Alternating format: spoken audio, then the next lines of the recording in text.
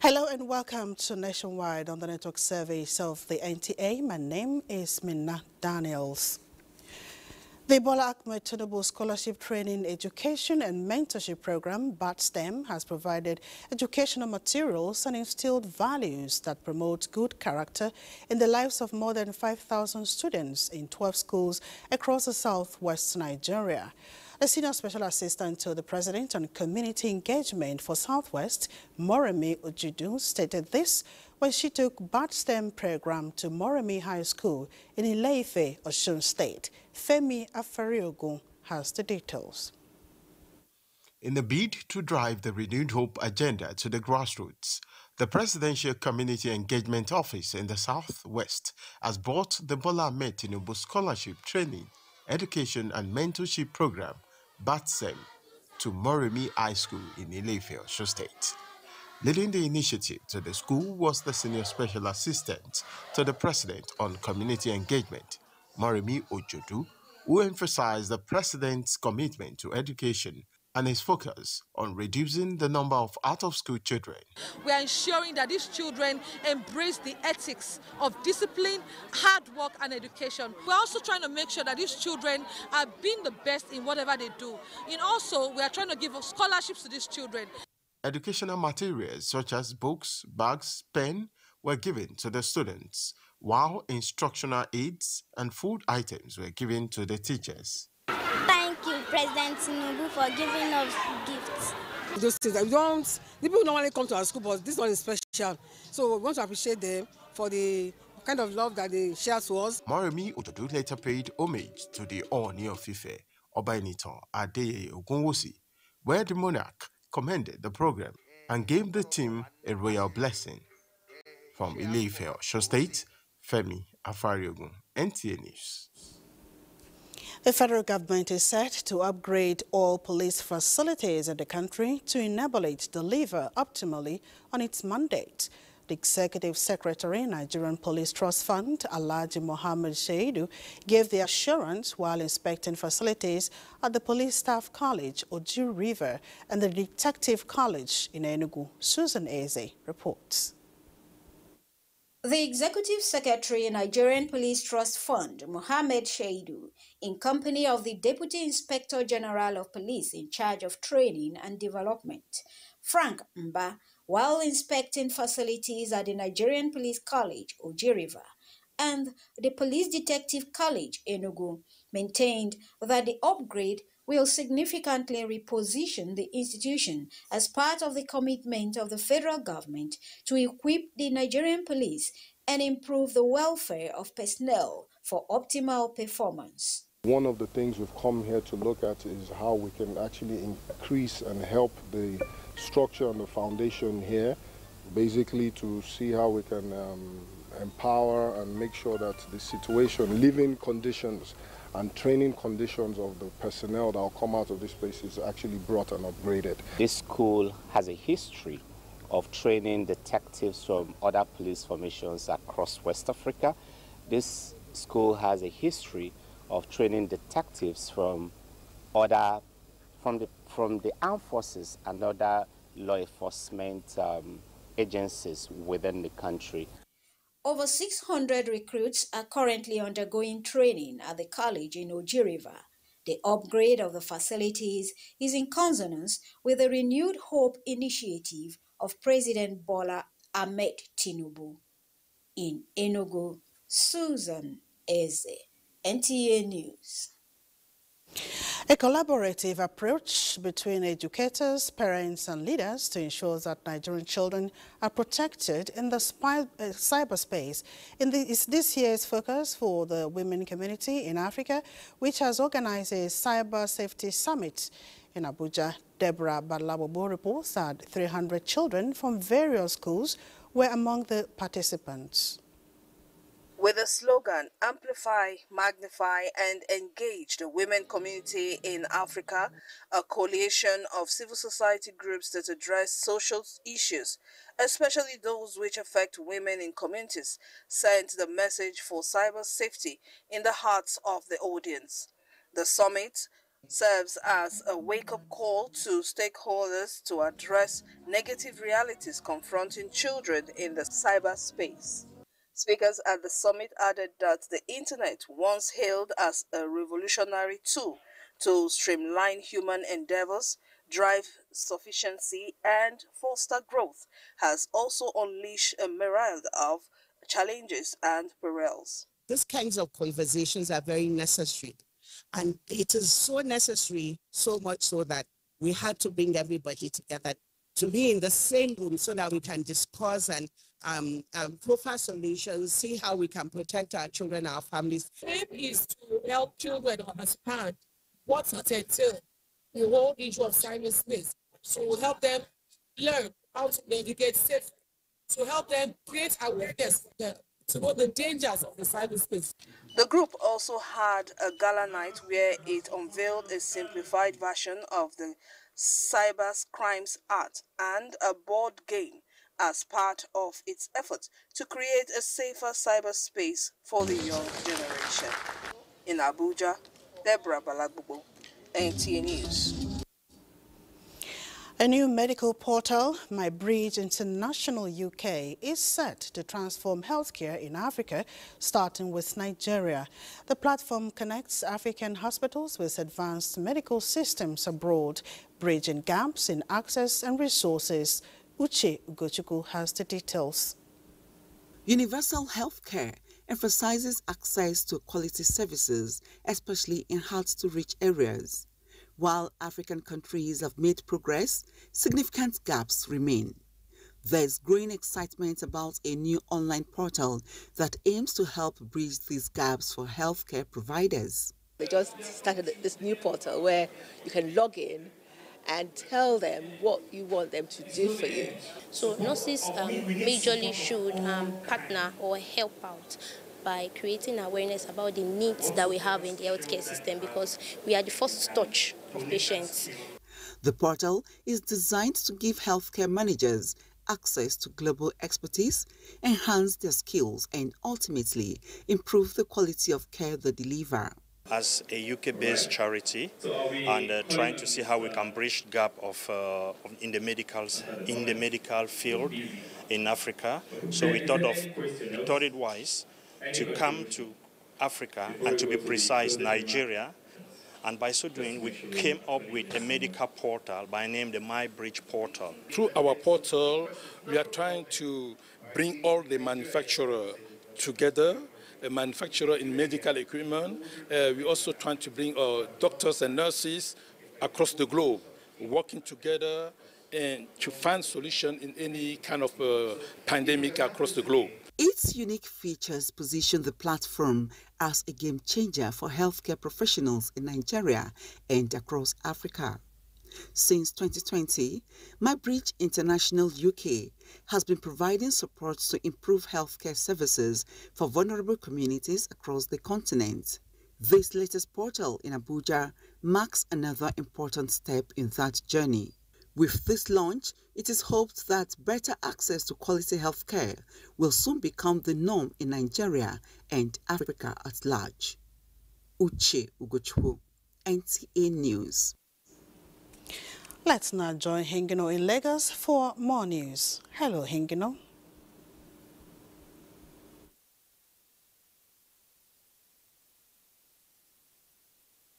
Thank you, Mina, and welcome to Lagos. The Lagos State government will continue to develop and strengthen bilateral relationships with other countries to enhance the growth of the state's economy. Governor Babajide Sanwo-Olu stated this while playing host to the Prime Minister of Grenada at the State House Marina. Joy Ken Abapoya reports. The visit by the Prime Minister of Grenada, Dikin Mitchell, who was accompanied by Chairman Dangote Group's Aliko Dangote, was to consolidate on investment discussion for Lagos, which was initiated when Governor Sanwo-Olu visited Grenada in 2023. The Prime Minister, who acknowledged Nigerians' down strides in agriculture, fashion, and music, says discussions will also focus on logistics for the movement of goods between the two countries. There are significant opportunities for investment from both perspectives, from the perspective of businessmen and women in Lagos, seeing the Caribbean as a hub for further investment in the Caribbean, Central and Latin America.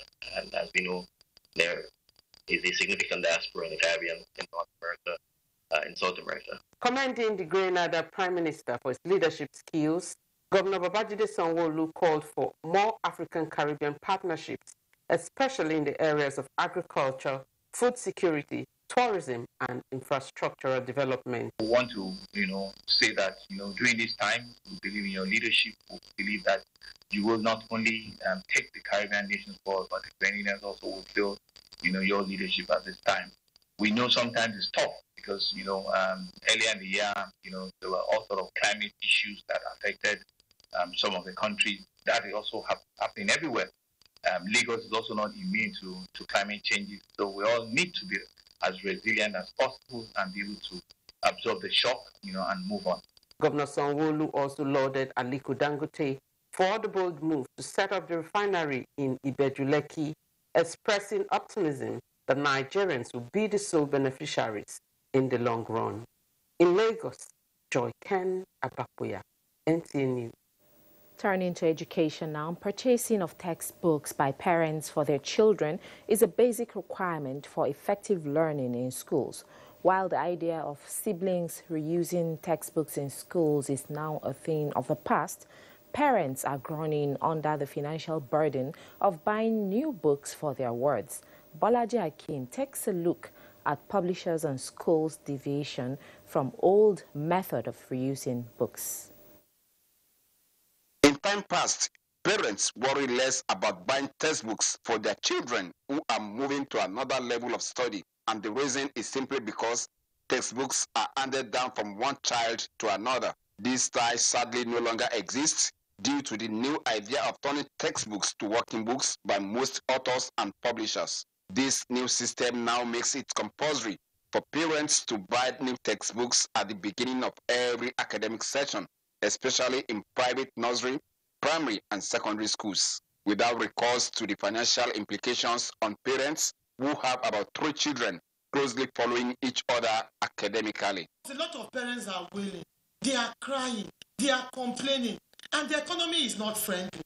The schools make the children write in the textbooks, and then it becomes useless for the child that is coming behind. It is totally condemnable. And what is even more worrisome is the quality of these textbooks. This, as a writer, I can say that this is one of the reasons. You have to change the books so that the pirates will not just feed on other people's sweats. That's one of the reasons, and maybe for variety's sake too. Apart from financial burden on the parents, the new system, according to Mrs. Basi Ekpenyong, has also created educational gap in the academic foundation of the country. Teacher will copy notes for the students to write. It's no longer like that. Even in secondary school, they write inside textbooks. So making the students very lazy and the teachers too lazy. While parents are calling for a uniform academic curriculum for both private and public primary and secondary schools in the country, and policy that will bring back the recycling of textbooks, authors and publishers are advocating stiffer sanction for piracy and pirated copies as a way of changing the narrative. In Lagos, Bolaji Akin, NTA News. And those are the stories from Lagos. Nationwide continues with Bilkisu in Jos after the break.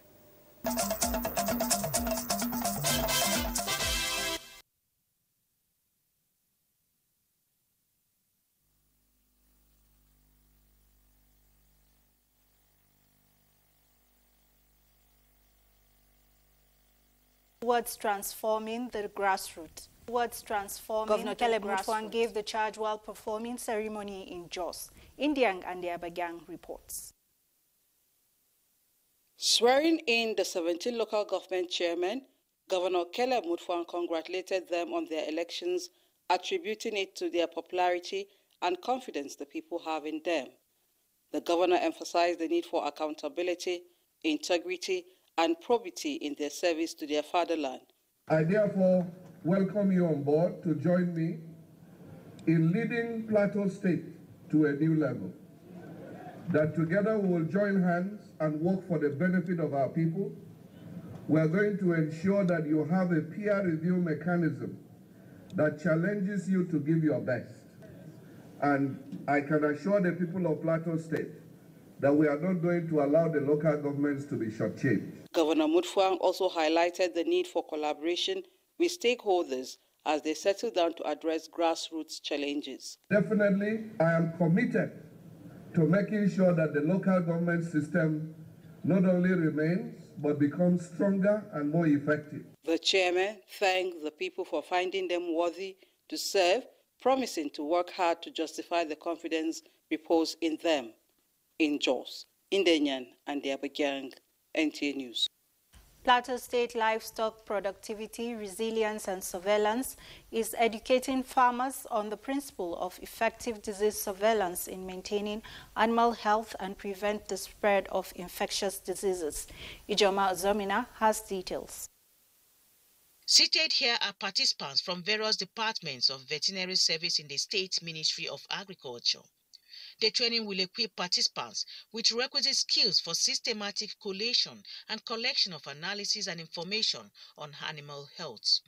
The sensitization enhances early warning system and response mechanisms for potential disease outbreak in animal population and promote collaboration and sharing of knowledge among veterinarians, para-veterinarians, and community health workers in disease surveillance efforts. We encourage maybe the state government to have a stable disease surveillance team in both veterinary, human, and then the environment. It is our duty to go back to the villages and carry this information that we have gotten to the farmer. Commissioner for Agriculture represented says the state is strengthening the veterinary department in disease surveillance to improve livestock production. We have to investigate whether there is presence of disease or not. And if there is presence of disease, then definitely authority is alerted, and then response is taken immediately. These selected participants are within the communities, so they report any disease that has to do with public implication. The training of these veterinarians and health workers will dovetail into training of other stakeholders in agriculture that will bring about improvement in livestock productivity. In Jos, Ijoma Ozemena, NTA News. That is our contribution from Jos. It's back to Mina in Abuja for the continuation of Nationwide. Very well, Bill Kesu. Thank you so much. And in recognition of Breast Cancer Awareness Month, experts are engaging stakeholders to promote inclusivity with conversations around closing the care gap. Tokwe Alabi reports that the engagement was hosted by experts to promote education, support and hope for those affected by breast cancer. The prevalence of breast cancer in Nigeria has experienced a substantial increase, reaching a rate of 54.3 per 100,000 individuals, representing a 100% jump over the past decade, constituting around 23% of all cancer cases and 14% of cancer-related deaths. Check through, check here, check through the armpits. This engagement by experts and caregivers recognizes breast cancer as the most often diagnosed disease worldwide, being the primary cause of mortality among women, and acknowledges early detection as a notable impact on the prognosis that mitigates the progression of complications and disability associated with the ailment. My word to them is that they can survive survival is very possible. There are already 3 million people that have survived cancer, and as much as possible, they should ensure that they take care. They should run away from herbs. They should explore conventional medical treatment. There are conversations around breast self-examination and screenings with the belief that early detection of breast cancer can cause decline in both incidence of illness, death rates, and financial burden of treatment. The problem with the people is that they don't want people to know they are having this thing. That's the issue. I am not against prayer, by all means. As you are praying about it, you are talking to a doctor. I can feel a mass in my breast. It was not there before. In fact, it's no longer a tip of my finger. It's growing. Say it out. Most people think it is only when I have time or when I have the actual problem before I can actually go for checkup and all of that. But we are doing this awareness so that people can know, even before you feel anything, you can actually go for checkup. With only 3 cancer treatment centers in the country, stakeholders believe Nigeria needs at least 1 comprehensive cancer center in each of the 36 states, considering the country's population and number of cancer patients. Tokbe Alabi, NTA News. And the Chairman House Committee on Internally Displaced Persons, Refugees and Migrants, Abdullahi Balarabe, has expressed satisfaction with the performance of a National Commission of Refugees, Migrants and IDPs. This was during an oversight visit to the Commission, where the Federal Commissioner, Tijani Aliyu Ahmed, presented a 1-year performance report from September 2023 to September 2024 to the committee. Ruth Aguele reports.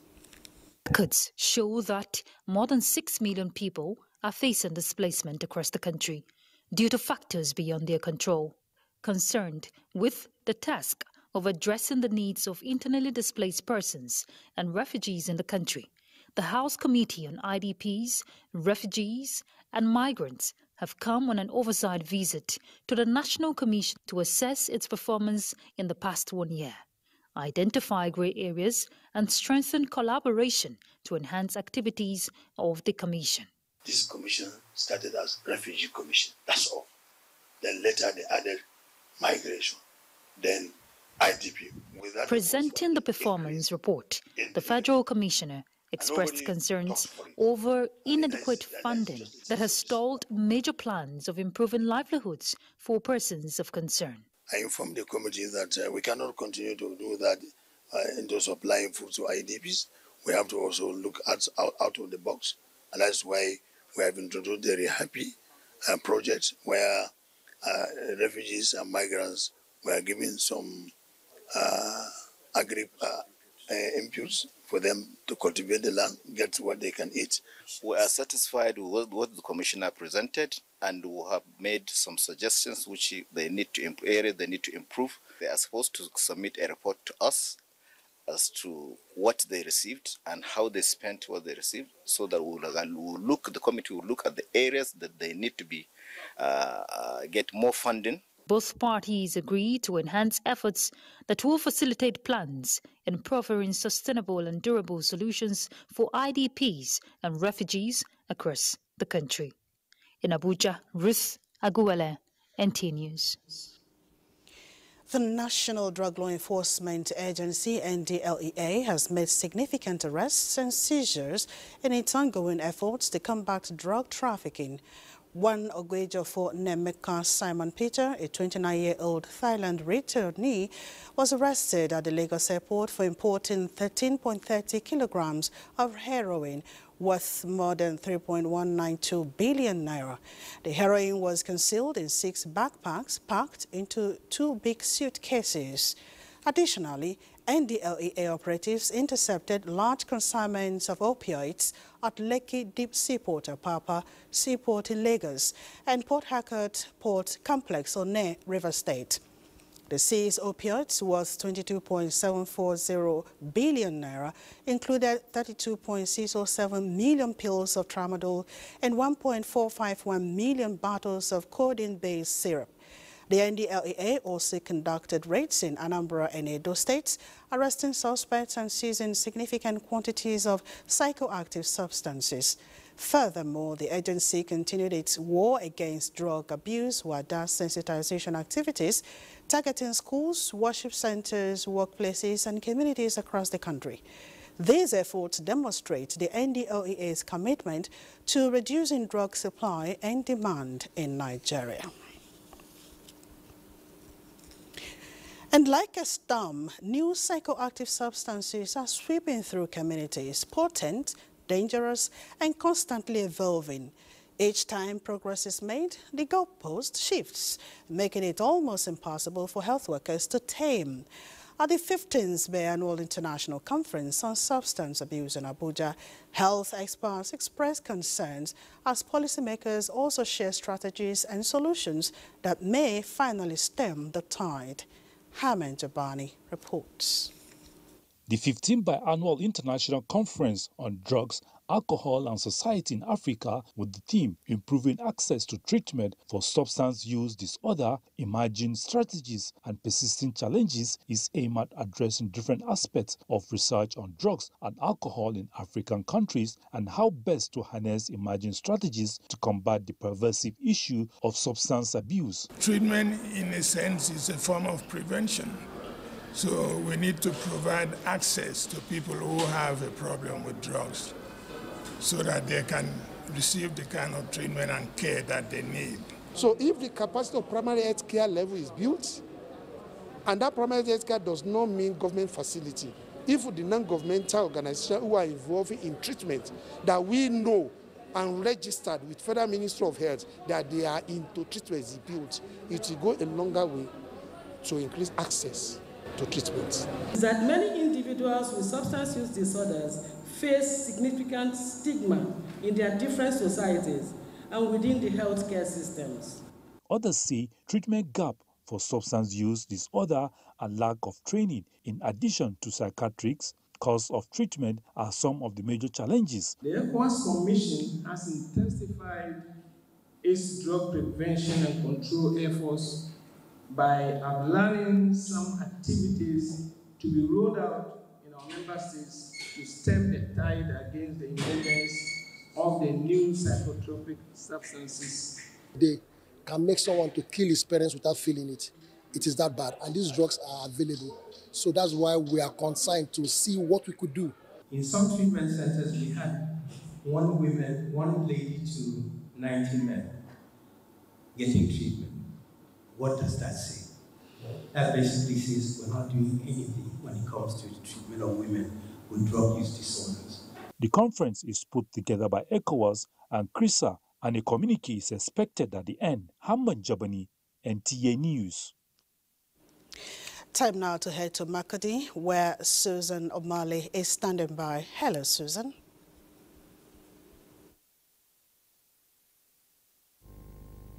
To Makudi. Several communities along the banks of River Benue have been sacked by flood water, resulting in the opening of emergency camps for flood victims.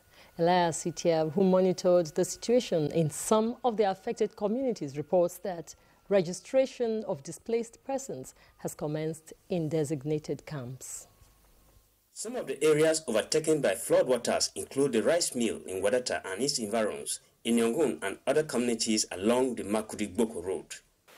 This is Kucha Utebe, a community located along the Makudi-Gboko Road. And like many other communities along the river banks, it has been flooded, forcing residents to relocate to safer grounds. As at the time of filing this report, some affected persons who were initially hesitant to move out of the risk areas had no choice but to vacate with their belongings. And I've been home monitoring the water. As you can see, my properties and everything are outside. When I came back to Boko, immediately I drove in. I discovered that the water has taken over the house. Commissioner for Humanitarian Affairs and Disaster Management, who is also the chairman of the State Technical Committee on Flood Response and Mitigation, Andwa Sekunde, explained that every necessary arrangements are in place to cater for flood victims with support from partnering organizations.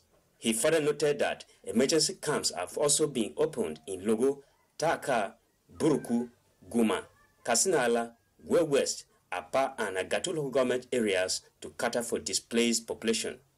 Commissioner of Transport has provided about five vehicles here. Look at SEMA. SEMA is there registering the displaced persons. You can see we have started receiving them. Look at them there. And it is the responsibility of His Excellency, the Governor of Benue State, to make sure that these people are where they're located and they are taken care of. The flooding is attributed to the release of water from the Lagdo Dam and the recent heavy rainfall experienced in the state. In Makudi, Elias, Etiaf, NTA News.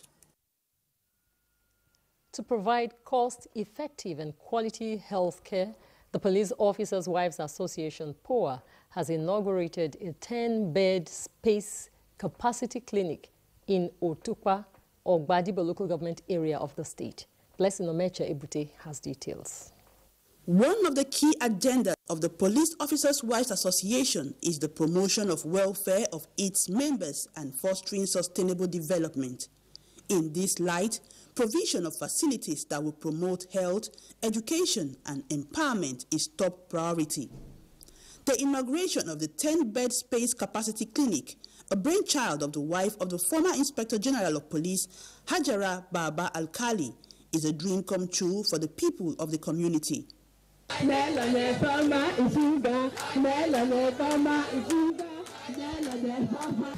I was on board, my 3 key points agenda are health, wealth, and empowerment. And I went to 18 states. Benue was the 19th state then. And I couldn't come when retirement catch on us. But then I came, I've seek for the land, I've done the groundbreaking, and I feel I should fulfill my promise. National President, Police Officers' Wives Association, represented by wife of the Deputy Inspector General of Police, Force Intelligence Department, Nadira Sadiq Galadanchi, appealed to the beneficiaries to own the facility and ensure they manage it properly. Access to quality health care is not just necessary or necessity, it is a right. Hajara Power Clinic will serve as a beacon of hope, offering vital medical services to officers and their families, as well as to the larger community. To our brave police officers, we salute your selfless service, courage, sacrifice, and also your unwavering support to POA family. Food items were also distributed to selected women in POA, which include wives of fallen officers and men. Blessing Omeche Ebute, NTA News. And that's it from Makudi. We now return to Mina in Abuja for more on Nationwide. Thank you, Susan. The All Progressives Congress APC has flagged off its campaign for the November 16th governorship election in Edo State. The party's candidate and incumbent governor, Lucky Ayedatiwa, while soliciting support, pledged to further advance achievements in key areas such as education, healthcare, and agriculture. Paul Omokego reports that the campaign commenced in the Edo Central Senatorial District.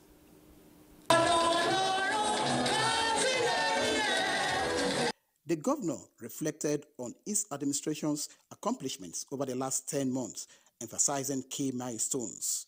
He pledged further development if re-elected in the upcoming November governorship election, highlighting the relative peace in the state, youth and women empowerment initiatives, support for farmers, and workforce development programs. The governor also underscored efforts to enhance infrastructure to attract investors and boost motivation among civil and public servants, promising to implement a 73,000 naira minimum wage if given another term.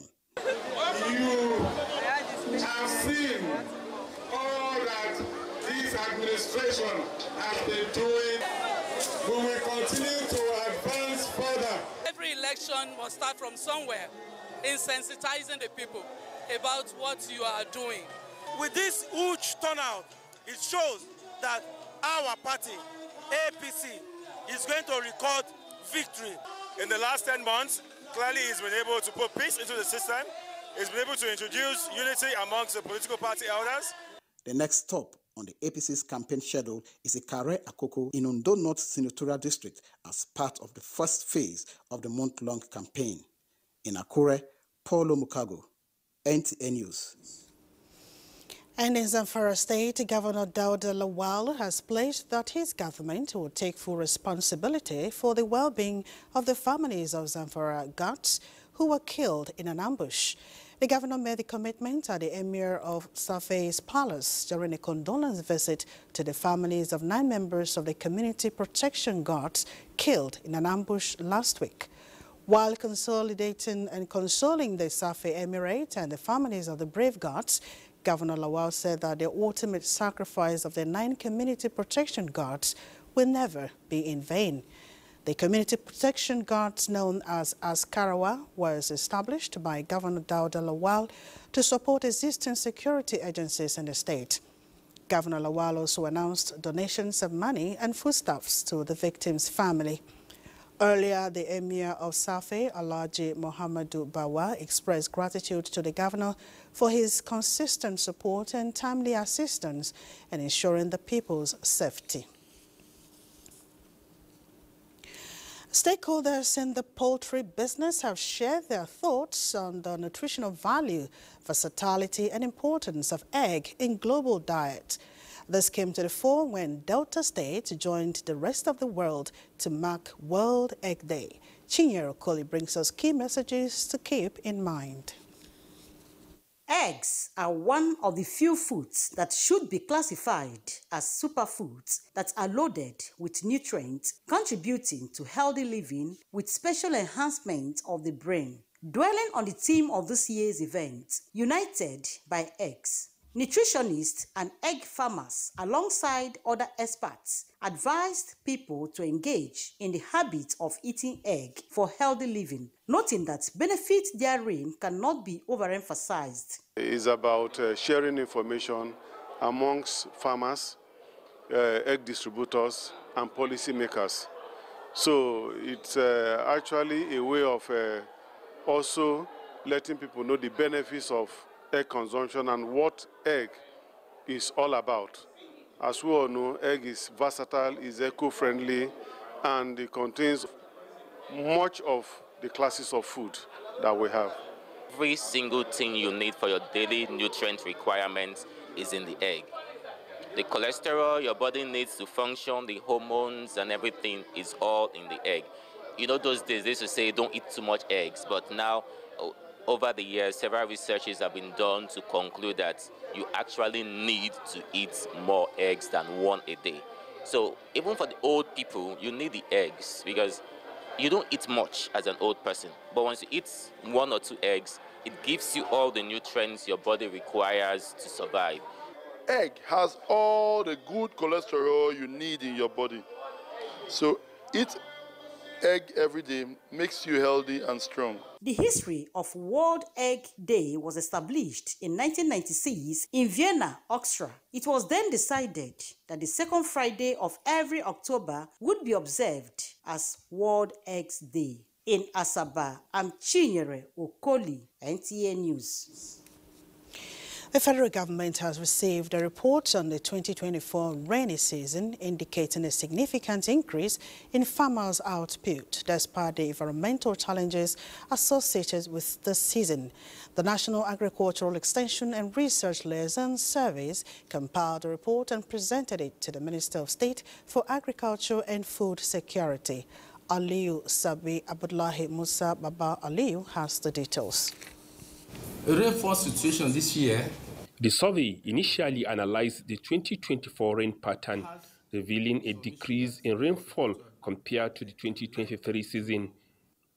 This decline in rainfall resulted in a dry spell that adversely affected crop in 33 states. Additionally, floods were another contributing factor that impacted farmers' output during the season. A total of 31 states spanning 180 local government areas experienced flooding, with the northeast region severely affected. Despite these challenges, there has been notable increase in farmers' output this year.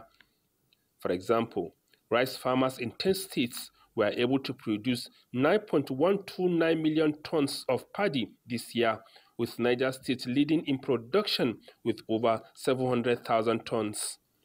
Similarly, 11.216 million tons of maize were cultivated in 10 states, with Kaduna maintaining its position as the top producer.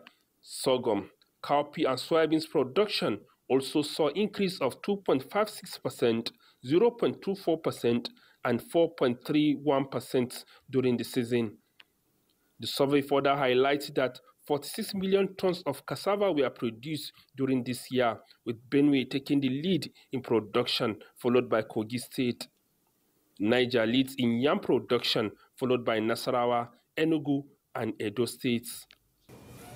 This report showed that 62% of Nigerians are now planting improved seed. And that's a very good increase. Last year we did the survey, it was between 15 to 25% Nigerian using improved seed. Before the next rainy season, we should be able to deliver on that particular platform.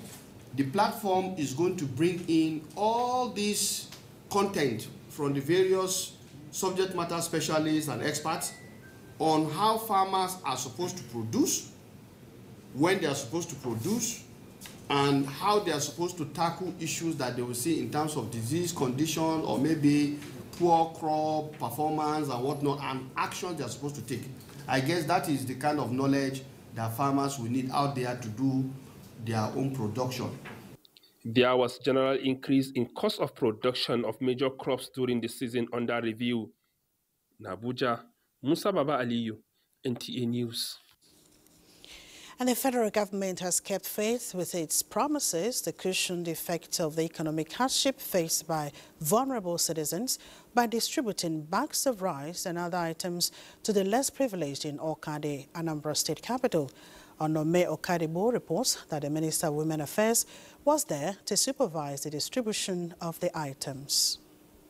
The Indiche Hall, Umudioka, in Oka, the Anambra State capital, was the venue of the distribution, as beneficiaries gathered and eager to receive the rice and other items. This initiative demonstrates President Bola Tinubu's administration's commitment to social welfare and economic empowerment. The Minister of Women Affairs, Uju Kennedy Ohaneye, said federal government recognizes the economic challenges facing citizens as palliatives will mitigate the effects of the current realities. Man is working day in and day out. I am telling you, whatever I myself is doing is through him. I am doing it. And imagine how many people I'm fighting for you people to breathe air. It is still Mr. President that is doing it. Exercise patience. Couple of months, the results will start showing. Okay, let's say from 6 months to a year, the results will start showing. The governor of Anambra State, who was represented, the APC chairman, Anambra State, Basil Ejidike, and others, commended the efforts of the federal government. The president supports palliative so that people will be eating while other reforms and other dividends will come. Stakeholders said the federal government's food distribution initiative is a beacon of hope for Nigerians most vulnerable. From Oka,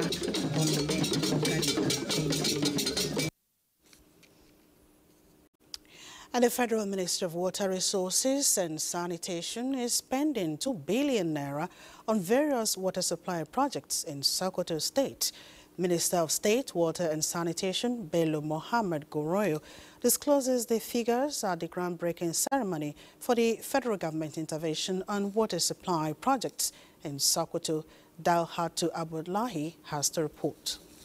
The projects are under the federal government intervention on water supply of the renewed hope agenda of President Bola Ahmed Tinubu. The first component of the project, estimated at 2 billion naira, comprises new solar-powered boreholes at strategic locations, rehabilitation of malfunctional water schemes across the state, reconstruction of collapsed bridge at Kagara and damaged culvert at Boyeke, as well as some access roads. The new boreholes are to be provided for communities of some some educational institutions, public organizations, and selected villages. Sokoto State Water Board that experienced numerous overhauling without meeting the water needs of Sokoto and environs is among the water schemes to be rehabilitated for optimum supply. The aim is to ensure sufficient supply of potable water to Sokoto metropolis and its neighboring local government areas that lack access to quality drinking water. The contract agreement for the construction of a solar-powered borehole with reticulation to provide enough water fetching centers to students of the Sokoto State University was officially signed by the Minister of State Water and Sanitation, the acting Vice Chancellor, and the representatives of the contracting firms. We are going to crisscross this country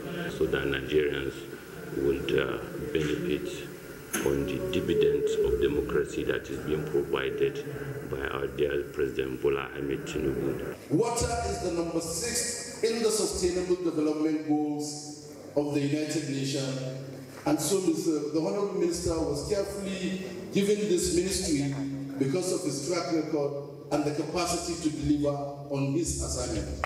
The minister and entourage held similar symbolic flag-off at Gorenyo local government, where 11 solar-powered boreholes are to be drilled, one each for the 11 political wards of the area. The second component of the intervention projects of the renewed hope agenda is on dams refurbishment across the country, expected to commence in due course. In Sokoto, Dalhatu Abdullahi, NTA News.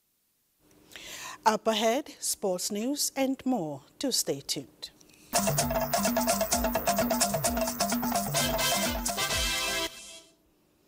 Welcome back. Super Eagles interim coach Augustin Eguavon says though the team only scored a goal against Libya, they are still topping the group. Speaking in Uyo, Eguavon promised a good outing on Tuesday. John Paul Alumona, who covered the match, reports that the Super Eagles dominated the game for nearly 90 minutes.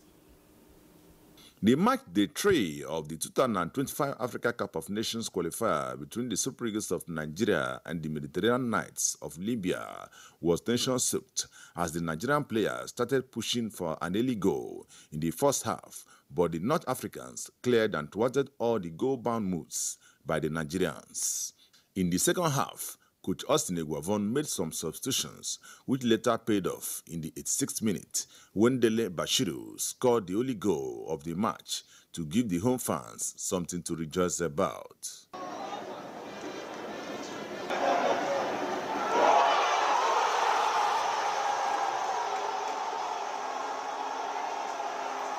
It's a huge relief for me and the boys, obviously. 3 points was important to get. We got it. We know that Libya came here, I think, to try and get the points, and yeah, they really played very defensively, and I think it would have been in their favour if they would have got that point for us to play.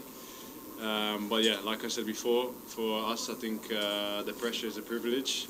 We're a team that should be winning. Looking at the way the game played out, I'm not sure every Nigerian really enjoyed the game the way we should have. But in the end, victory is the end point, and we got it in the end. Nigeria now have 7 points from 3 matches and will travel to Benin, Libya, for the return leg on Tuesday. In Uyo, John Paul Alumona, NTA News. And that's the most we can take on Nationwide today. Thank you for watching and do have a good evening.